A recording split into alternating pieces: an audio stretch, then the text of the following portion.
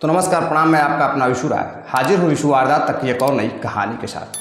साथियों, एक ऐसी घटना जिसको सुनने के बाद सभी हैरान रहते हैं। एक पति पत्नी का बेहतर रिश्ता जिसे हर कोई पवित्र मानता है, लेकिन एक ऐसी कहानी मैं आपको सुनाने जा रहा हूँ जिसमें एक पति पत्नी, बल्कि पति पत्नी ही नहीं बल्कि एक प्रेमी के रिश्ते को भी शर्मसार कर दिया। मैं बात कर रहा हूँ बेंगलोर की, कर्नाटक के बेंगलोर की। कर्नाटक के बेंगलोर में पिनपा थाना के अंतर्गत एक जगह लगती है डोडा बिदार कल्लू। डोडा बिदार कल्लू में एक परिवार रहता था। परिवार में नवीन, जो कि बेहद ही मेहनती लड़का, नवीन के परिवार में उसकी पत्नी अन्नू पल्लवी, मात्र 26 साल उम्र रहती है अन्नू पल्लवी की। 2 छोटे छोटे बच्चों को लेकर उधर नवीन गुजारा करता था। एक छोटी सी चक्की चलाता था और जो भी समय बचता था उसमें कैब चलाता था। अपनी पत्नी की ख्वाहिशों को पूरी करने के लिए, बच्चों की मांगों को पूरी करने के लिए अब दिन रात मेहनत करता था। जो भी पैसे मिलते उससे अपने पत्नी और अपने बच्चों का शौक़ पूरा करता था। अपने बीवी और बच्चों के लिए वह दिन रात मेहनत करता था। मात्र उसका एक ही सपना था कि मेरे बच्चे और मेरी पत्नी खुश रहें। उनकी खुशियों के लिए वह दिन रात गाड़ी चलाता था, कैब चलाता था और चक्की में आटा पीसता था। अब उसके बाद एक दिन अपने परिवार को खुशियों के लिए 23 जुलाई साल 2022 को वह घर से निकलता है। आटा चक्की का काम करने के बाद अपनी कैब लेता है और निकल जाता है अपनी यात्रा पर। लेकिन शाम ढल जाती है, रात हो जाती है, लेकिन वह घर नहीं लौटता है। अब इधर पत्नी अन्नू पल्लवी परेशान होने लगती है, बच्चे परेशान होने लगते हैं कि आखिर उसके पिताजी कहाँ चले गए। कहीं कोई खबर नहीं आ रही थी। पत्नी फ़ोन करती है तो नंबर स्विच ऑफ आ रहा था। अब उस 23 जुलाई की रात तो जैसे तैसे पत्नी ने काट लिया। अगले दिन 24 जुलाई को पत्नी अपने बच्चों के साथ निकल जाती है सड़क पर उसके दोस्तों के पास। पता चलता है कि कहीं से भी नवीन का कुछ पता नहीं चल रहा है। उसको तो किसी ने अभी तक देखा ही नहीं है, कई दिनों से उसका कुछ पता नहीं है।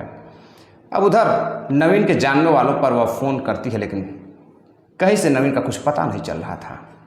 अब इधर पड़ोसियों से पूछताछ करती है, लेकिन आसपास के लोग भी नवीन के बारे में कुछ नहीं बताते। अब धीरे धीरे 3-4 दिन गुजर जाता है। अब पड़ोसियों को भी लगता है कि नवीन कहीं गायब हो गया है। अब वो घर पर दिखाई नहीं दे रहा है, आ नहीं रहा है।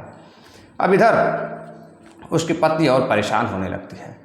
तभी कहीं से उड़ती उड़ती हुई खबर उसके बहन के पास पहुंच जाती है कि उसका भाई 3-4 दिनों से गायब है और उसका कहीं कोई खबर नहीं है। अब उसकी बहन पहुंचती है अपने भाई के घर, नवीन के घर पहुंचती है और अपनी भाभी से अपने भाई के बारे में पूछती है। तो पता चलता है कि उसका भाई 23 तारीख से गायब है और उसका अभी तक कुछ पता नहीं है। पता नहीं वो जिंदा है भी या नहीं। अब भाभी उसकी चीखें मार मार कर रोने लगती है। अब उधर परेशान हैरान बहन पहुंचती है पिनपा पुलिस स्टेशन। वहां जाने के बाद गुमशुदगी की रिपोर्ट दर्ज कराती है। जब वहां से अपने भाई की गुमशुदगी की रिपोर्ट दर्ज कराकर एक फ़ोटो उसके पास रहता है जो पुलिस को देती है ताकि उससे उसकी पहचान की जा सके। जब लौट रही होती है तो उसे शक होता है कि 3 से 4 दिन हो गए उसकी भाभी ने पुलिस को इन्फॉर्म नहीं किया, किसी रिश्तेदार को इन्फॉर्म नहीं किया, किसी को ये नहीं बताया कि उसका पति गायब है। अब उसे शक होने लगता है अपने ही भाभी पर। तभी अब कई दिन गुजर जाते हैं, लगभग 12 दिन गुजर जाते हैं। 2 अगस्त के बाद करीब 6 अगस्त को नवीन अपने घर पहुंचता है और जब घर पहुंचता है तो कुछ देर बाद पुलिस को भी पता चलता है कि नवीन अपने घर वापस आ चुका है। अब जैसे ही नवीन घर वापस आता है पुलिस भी पहुंचती है और पुलिस के दिमाग में कई सवाल खटक रहे थे। ये सवाल ये थे कि आखिर 23 जुलाई से नवीन कहाँ था, किसके पास था, उसका फ़ोन क्यों बंद था और आज वह जिंदा कैसे मिला या फिर कहाँ था, इसके पीछे का क्या कारण था। अब देखते ही देखते पड़ोसी भी वहाँ जुट जाते हैं नवीन के घर पर। अब सभी लोग जानना चाहते थे कि आखिर नवीन 12 दिनों से कहाँ था। अब इधर जब पत्नी को पता चलता है कि नवीन घर आ गया है और जैसे ही पत्नी सामने जाती है, अपने पति को जिंदा देखती है अन्नू पल्लवी, तो उसके रोंगटे खड़े हो जाते हैं, वो पत्थर की बन जाती है, उसकी शरीर पूरी तरह से पत्थर हो जाती है। उसको समझ में नहीं आ रहा था कि क्या हो रहा था। उधर बच्चे अपने पिता को जिंदा देखकर बड़े खुश थे। अब पुलिस आती है और कई तरह के सवाल दागती है नवीन से। नवीन जो कहानी बताता है वह वाकई में बेहद ही हैरान कर देने वाली रहती है। साथियों, जो नवीन बताता है उसके अनुसार जो अनुप पल्लवी रहती है, अनुप पल्लवी उसकी पत्नी, जिसके लिए वह दिन रात मेहनत करता था, आटा चक्की चलाता था, पसीने बहाता था, उसके बाद वह नवीन कैब चलाता था। लेकिन अब दिन रात अपनी पत्नी के लिए, अपने बच्चों की खुशियों के लिए मेहनत करता था। लेकिन इसी बीच जब वह कैब चलाता था तो जो नवीन की पत्नी रहती है अनुप पल्लवी का एक प्रेमी रहता है जिसका नाम रहता है हेमंत। हेमंत के साथ उसकी दिल लगी हो जाती है। आते जाते उससे उसकी मुलाकात होती है और उसे बेहद चाहने लगती है। अब इधर जब नवीन काम पर जाता, आटा चक्की चलाने के बाद जब कैब लेकर जाता, तो उधर वह नवीन के कमरे पर जाती, उधर वह हेमंत के कमरे पर जाती। हेमंत के कमरे पर जाने के बाद उसके साथ पूरे कई घंटों तक उसके साथ गुजारती, कई बार शारीरिक संबंध बनाती। अब वह उसके साथ जीने मरने की कस्में भी खाने लगती है। अब इधर हेमंत भी बेहद उसको चाहने लगता है। अब वह चाहता था कि किसी तरह से इसका छुटकारा हो अनुप पल्लवी का उसके पति नवीन से, और वह उससे शादी कर ले। 26 साल की एक लड़की जो 2 बच्चों की माँ रहती है, अनुप पल्लवी, बेहद ही खूबसूरत थी। उसकी खूबसूरती को देखकर हेमंत फिदा था और हेमंत उससे शादी करना चाहता था। अनुप पल्लवी भी हेमंत से शादी करना चाहती थी। इधर नवीन जितना हो सकता था ज़्यादा से ज़्यादा समय अपनी पत्नी को देता था, बच्चों को देता था। उनके लिए दिन रात एक कर मेहनत करता था ताकि उनके बच्चों, उनके पत्नी को कोई कमी ना हो। लेकिन पत्नी को पति नवीन का प्यार रास नहीं आता था। वो अपने पति के प्यार से खुश नहीं थी। उसका दिल हेमंत से लगा हुआ था। हेमंत के साथ उसका जीना मरना सब कुछ तय हो चुका था। अब वह हेमंत के साथ जीना चाहती थी। अब कई महीने गुजर जाते हैं। अब उसे लगता है कि अब उसे हेमंत के साथ रहना चाहिए। अब जो पति नवीन, बेचारा नवीन दिन रात मेहनत करता था, अपनी पत्नी, अपने बच्चों के लिए पसीने बहाता था। अब 1 लाख रुपए में कातिलों से, यानी कि सौदागरों को पैसा देकर अपने ही पति का सौदा करती है अनु पल्लवी। हेमंत से बातचीत करती है तो हेमंत एक प्लान के तहत एक कातिल को, एक अपराधी को पैसा देता है 90,000 रुपये, और वो कहता है कि देखो ये जो पैसे हैं 90,000 काम करने के बाद 10,000 और मिल जाएंगे। फ़ोटो देता है नवीन की, और पत्नी कहती है कि काम होने के बाद उसका मरा हुआ चेहरा मुझे आना चाहिए, मुझे व्हाट्सअप मैसेज आने चाहिए, मुझे पता चलना चाहिए कि वो मर चुका है, तभी मैं 10,000 रुपये और दूंगी, और ऐसा लगना चाहिए कि वह सिर्फ एक्सीडेंट है। अब उधर नवीन जब 23 जुलाई को गाड़ी लेकर निकलता है, कैब लेकर निकलता है, तो 3 लोग उस गाड़ी पर सवार होते हैं और टोटल 4 लोग हो जाते हैं। एक नवीन और लेकर उसे तमिलनाडु के लिए जाते हैं। जब सुनसान जगह पड़ती है तो वहीं पर नवीन की गाड़ी को रोकते हैं, उसे मारना चाहते हैं। 2 लोग पीछे से पकड़ लेते हैं, आगे से चाकू निकालता है एक व्यक्ति और उसे मारना चाहता था, जो अपराधी रहता है। अब वह नवीन कहता है कि भाई रुक जाओ, तुम लोग मुझे क्यों मारना चाहते हो? पैसा चाहिए, गाड़ी चाहिए, घड़ी चाहिए, चैन चाहिए, जो भी चाहिए आप ले लो।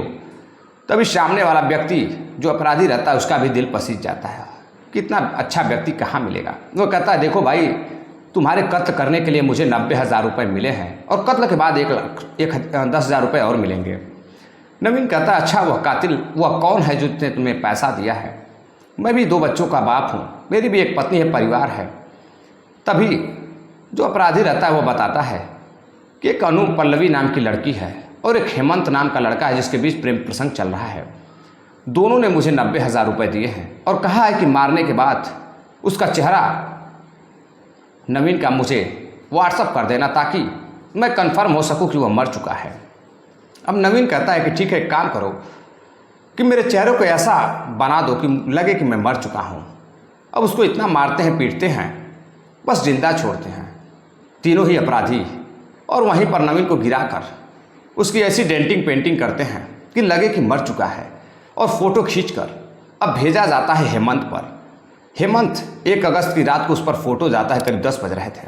हेमंत जब उस व्यक्ति की फ़ोटो देखता है तो चीखने लगता है, चिल्लाने लगता है। अब वह व्यक्ति पिघल जाता है, उसे समझ में नहीं आ रहा था कि वह क्या करे। उसे एहसास होता है कि उसने बहुत बड़ी गलती कर दी। अब वह पुलिस के हाथों कहीं ना कहीं पकड़ा जाएगा। उसने एक महिला के चक्कर में अपराध कर दिया है।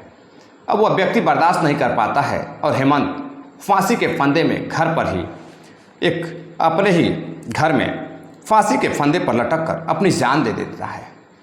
और उधर पत्नी पर जब फोटो जाता है तो पत्नी किसी तरह से बर्दाश्त कर लेती है अपने पति की मौत को। वह बेहद खुश रहती है। इधर बहाने बनाती कि उसका पति गायब है, कुछ पता नहीं चल रहा है।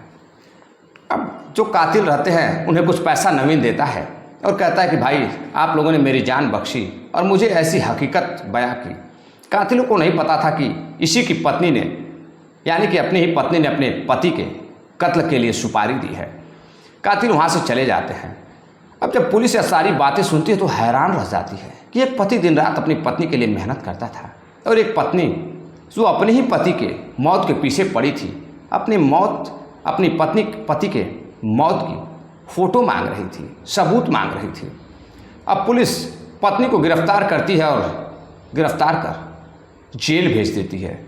इधर पति भी अपनी पत्नी को समझाने की कोशिश करता, लेकिन वह चाहता था कि वह कुछ दिन जेल में रहे और वह अभी अपनी पत्नी को जेल जाने से नहीं रोकता। वह जेल जाने देता। बच्चे रोते लेकिन वह बच्चों को समझाकर रोक लेता है। उधर माँ जेल जाती है और जेल में ही, और उधर अनु पल्लवी को ना पति नसीब होता है ना उसके प्रेमी हेमंत नसीब होता है।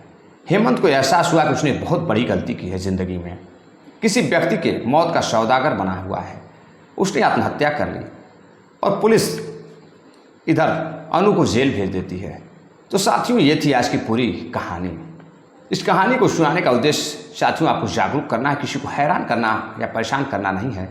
कहानी कैसी लगी कमेंट कर आप ज़रूर बताइएगा और अपना प्यार दीजिएगा, कमेंट ज़रूर कीजिएगा, वीडियो को लाइक भी कीजिएगा, शेयर भी कीजिएगा। मिलते हैं एक और नई कहानी के साथ। तब तक चलते चलते कुछ साथियों ने कमेंट किया है और कहा है कि आप मेरा नाम ज़रूर लीजिएगा, जिनमें आनंद दास मानिकपुरी हैं, छत्तीसगढ़ के रहने वाले हैं। दीपक शर्मा हैं, सत्येंद्र कन्नौजिया हैं, लखन कुमार है, हरजीत सिंह हैं, उमरेंद्र सिंह हैं, सतीश गुप्ता हैं, उत्तर प्रदेश मऊ के रहने वाले हैं, सचिन चौधरी हैं। आप सभी साथियों का बहुत बहुत धन्यवाद। जिन साथियों का नाम अगर मैंने गलती से नहीं लिया हो तो आने वाली कहानी में मैं आपका ज़रूर नाम लूँगा। जैसे कि आप सभी जानते हैं कि रोज़ाना शाम 7:30 बजे हमारी कहानी आती है। तो आप सभी साथी अपना प्यार दीजिएगा। थोड़ी बहुत आजकल वीडियो में समस्याएं आ रही हैं जो बहुत जल्द दूर हो जाएंगी। तो मिलते हैं साथियों एक और नई कहानी के साथ। तब तक के लिए अपना ख्याल रखिएगा, अपने परिवार का ख्याल रखिएगा, देश का ख्याल रखिएगा। जय हिंद।